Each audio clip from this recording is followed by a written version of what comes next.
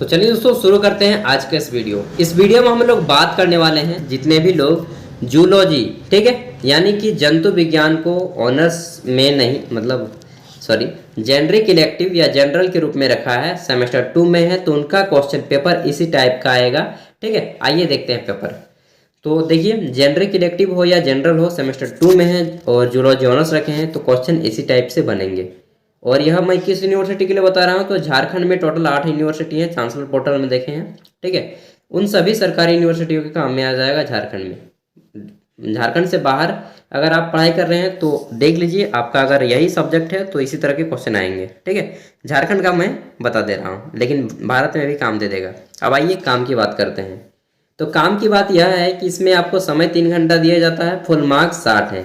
अब किस टाइप से क्वेश्चन आ रहे हैं दोस्त, तो ये भी देख लेते हैं। ठीक है, देखिए बढ़ते हैं। तो पेपर आपका 2 भागों में बांटा गया है, ग्रुप ए और ग्रुप बी। ग्रुप ए आपका कंपलसरी सेक्शन है, 60 मार्क्स का पेपर है, 40 नंबर आपका, मालूम है कि यह एक प्रैक्टिकल सब्जेक्ट होता है जूलॉजी, तो 40 नंबर आपको प्रैक्टिकल में जाएंगे। देखिए क्वेश्चन नंबर आपका 1, इसमें आपको 6 ऑब्जेक्टिव क्वेश्चन पूछे गए हैं। ठीक है, आइए पढ़ते हैं, ऑब्जेक्टिव को देखते हैं। और मुझे आंसर जिनका पता होगा मैं उनका कर दूंगा, जिनका आंसर मुझे नहीं मालूम होगा उसका आंसर मैं नहीं करूंगा। ठीक है, तो आप लोग स्वयं से फाइंड आउट कर लीजिएगा। पहला क्वेश्चन है कि who is known as the father of genetics, यानी कि जेनेटिक्स का पिता किसे कहा जाता है। तो दोस्तों ग्रेगर जॉन मेंडल को जेनेटिक्स का पिता कहा जाता है। ठीक है, यहाँ पे देखिए ऑप्शन 2 में है मेंडल, राइट आंसर हो जाएगा। पहला के बाद क्वेश्चन नंबर 2 देख लेते हैं। तो इसमें पूछा गया है कि genotypic ratio of a monohybrid cross is.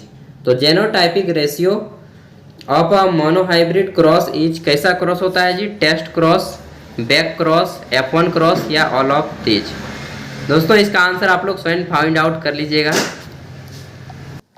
यार पेशेंट आ गया है, एक्सरे कराना है, जल्दी से आप लोग का वीडियो दे लेता हूँ, उसके बाद उनका भी काम कर देंगे। तो सी नंबर क्वेश्चन है, यार लाइन भी कर गया। Which of the following cell organelle, क्या है, which of the following cell organelles does not contain DNA. ठीक है, तो कौन डीएनए कंटेन नहीं करता है, इसका राइट आंसर हो जाएगा आपको लाइसोसोम। ठीक है, ऑप्शन 1 राइट आंसर हो जाएगा। आगे बढ़ते हैं डी नंबर में। तो क्वेश्चन नंबर डी, इसमें पूछा गया है कि what is the function unit of chromosome. Chromosome का क्रियात्मक इकाई क्या होता है, फंक्शन यूनिट क्या होता है। तो दोस्तों उसका फंक्शन यूनिट होता है डीएनए। डीएनए का फुल फॉर्म भी पूछा जा सकता है। तो डीएनए का फुल फॉर्म होता है डीऑक्सी राइबोज न्यूक्लिक एसिड। ठीक है, आगे बढ़ते हैं नेक्स्ट क्वेश्चन की ओर। क्वेश्चन नंबर ई, इसमें पूछा गया है द प्रेजेंट डे जिराफ, जो अभी जिराफ का गर्दन लंबा हो गया है। ठीक है, तो यह किस कारण से हुआ, यह पूछा गया है। The present day giraffe has long neck as compared to its ancestor crossed according to Lamarck, this may be due to. तो यह किस कारण हुआ, तो दोस्तों यह बार बार प्रयास करने के कारण हुआ। जिराफ क्या है, बार बार इस तरह से ऊपर पकड़ने की कोशिश कर रहा था पत्ता को, तो धीरे धीरे उसका गर्दन लंबा हो गया। तो करते करते हो जाता है बार बार अभ्यास से। तो इसका राइट आंसर क्या हो जाएगा, ऑप्शन 3 इसका राइट आंसर हो जाएगा। ठीक है, आगे बढ़ते हैं क्वेश्चन नंबर एफ की ओर। इसमें है theory of natural selection was proposed by. तो थ्योरी ऑफ नेचुरल सिलेक्शन यानी कि प्राकृतिक सिद्धांत का जो नियम है, प्राकृतिक सिद्धांत का नियम, यह किसने प्रतिपादित किया है। तो दोस्तों इसको चार्ल्स डार्विन ने प्रतिपादित किया था। देखिए ऑप्शन 2 में आपका राइट आंसर मिल जाएगा डार्विन। ठीक है, पूरा नाम होता है चार्ल्स डार्विन। अब देखते हैं तो 1 का भाग बी, इसमें पूछा गया है 3 अंकों वाले 2 प्रश्न। इसका आंसर करना है, आपको 4 यहाँ पे दिए गए हैं, 4 में से किन्हीं 2 का आंसर करना है। ठीक है, तो देख सकते हैं पहला ये है, दूसरा है डिफरेंट बिटवीन RER और SER में डिफरेंट करना है, तीसरा है ट्रांसक्रिप्शन इन प्रोकैरियोटिक। ठीक है, प्रोकैरियोटिक यूकैरियोटिक दोनों को पढ़ लेना है। फिर है कि double helical model of DNA, DNA का द्विकुंडली सिद्धांत, ठीक है। मुझे तो इंग्लिश में नहीं पढ़े यार, सरकारी स्कूल से पढ़ा हूँ तो ज़्यादा कुछ इंग्लिश में नहीं मालूम है, ठीक है। पांचवा है कि लिंकेज मैप्स, और छठा आपका पूछा गया है न्यू डार्विनिज्म, ठीक है। तो ये 6 में से केवल आपको कितने बनाने हैं? 2 ही प्रश्नों के आंसर करने हैं। 3-3 अंकों वाले 2 प्रश्न हैं, ठीक है। तो ये हो गया ग्रुप ए। ग्रुप ए था 12 मार्क्स का। अब आता है ग्रुप बी, 48 मार्क्स का है। इसमें आपको 12 अंकों वाले 4 प्रश्नों के आंसर करने हैं। सभी क्वेश्चन 12 मार्क्स के हैं, किन्हीं 4 का ही आंसर करना है, ठीक है। आंसर एनी 4 क्वेश्चन यहाँ पे बोला भी गया है। और 12 अंकों वाले क्वेश्चन है। कोशिश कीजिएगा कि इसका आंसर आपका लगभग कितने शब्दों में हो? लगभग 300 से 350 शब्दों के बीच में हो, ठीक है। तो देखिए क्वेश्चन नंबर 2, इसमें पूछा गया है कि describe the structure and function of plasma membrane. Plasma membrane का स्ट्रक्चर एंड फंक्शन बताना है कि उसका संरचनात्मक और क्रियात्मक किस तरह से होता है। 3 नंबर है कि explain structure and function of mitochondria, why is it called as the power house of cell. तो माइटोकॉन्ड्रिया को दोस्तों कोशिका का बिजली घर क्यों कहा जाता है, ठीक है, ये भी बताना है। और उसका स्ट्रक्चर भी बताना है, कैसे काम करता है, क्रियात्मक इकाई। नेक्स्ट देखते हैं 4 नंबर। इसमें पूछा गया है कि व्हाट इज सेल डिवीजन, कोशिका विभाजन क्या होता है। बहुत ही इजी क्वेश्चन है, सब 9-10 क्लास का क्वेश्चन है।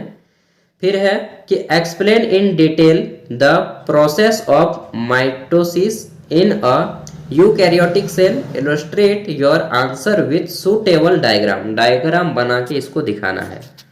क्वेश्चन नंबर 5 देखते हैं। इसमें पूछा गया है कि discuss the Mendel's law of inheritance, why did Mendel choose pea plant as the experimental, ठीक है, तो material for this work. Mendel ने जो अपना सिद्धांत दिया था, ठीक है, मटर के पौधे को ही क्यों चुना, ये भी बताना है। नेक्स्ट देखते हैं क्वेश्चन नंबर 7। तो क्वेश्चन नंबर 6 है कि describe crossing over, what is its significance. Next है क्वेश्चन नंबर 7। इसमें पूछा गया है कि give an account of Darwin theory of natural selection, कि जो चार्ल्स डार्विन ने प्राकृतिक चयन का सिद्धांत दिया, वह किस प्रकार का था। मुझे तो मालूम नहीं है, मैं केवल पढ़ा ही हूँ, ठीक है, ज़्यादा कुछ नहीं मालूम है साइंस के बारे में, क्योंकि मैं शुरू से आर्ट्स का स्टूडेंट रहा हूँ।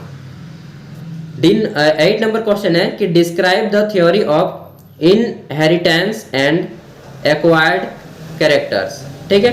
तो ये हो गया क्वेश्चन नंबर 8। क्वेश्चन नंबर 9 देखते हैं, अंतिम क्वेश्चन है इस पेपर का। इसमें आपको किसी 2 प्रश्नों के आंसर करने हैं 6-6 मार्क्स के। अगर आप क्वेश्चन नंबर 9 को छूते हैं तभी आपको ये बनाना होगा, नहीं तो उधर ही अगर कंप्लीट कर लेते हो तो इसमें बनाने की जरूरत नहीं है, ठीक है। देखिए यहाँ पे है पहला कि leading a stand and lagging a stand क्या होता है, ये बताना है।